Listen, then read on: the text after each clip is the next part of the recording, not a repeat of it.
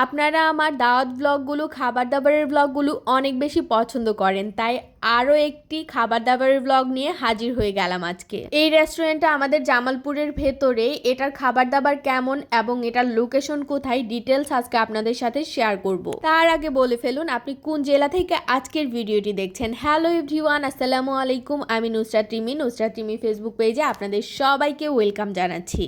এই রেস্টুরেন্টের নাম হচ্ছে বিয়েবাড়ি রেস্টুরেন্ট। এটা আমাদের জামালপুর শহরেই মেডিকেল কলেজের ঠিক অপোজিটেই এই রেস্টুরেন্টটা। এই রেস্টুরেন্টে আসলে ছবি, ভিডিও এসব করতে করতে খাবারের প্রতি কোনো মনোযোগই থাকে না।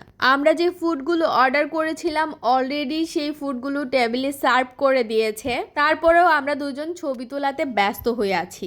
এইদিকে টেবিলে এসে দেখি আমাদের খাবারগুলো একদম ঠান্ডা হয়ে গেছে। তারা আবার করে আমাদের খাবারগুলো গরম করে দেয়, দেন আমরা খেতে বসে যাই।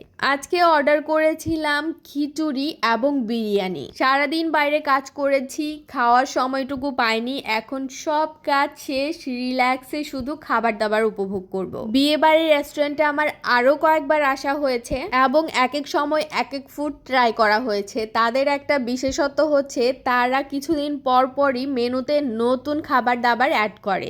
যারা নতুন নতুন ফুড ট্রাই করতে চান বা ট্রাই করতে ভালোবাসেন তারা অবশ্যই বিয়েবাড়ির রেস্টুরেন্টটা ভিজিট করবেন। বিয়েবাড়ির রেস্টুরেন্টে এই মাটন খিচুড়িটা নতুন লঞ্চ হয়েছে এবং এটার টেস্ট ছিল একদম ঝাল ঝাল, একদম ঝরঝরে ছিল এটার রাইস। এটার মধ্যে মিটের পরিমাণ অনেক বেশি, মানে বড় বড় 3 পিস মিট দেওয়া থাকে।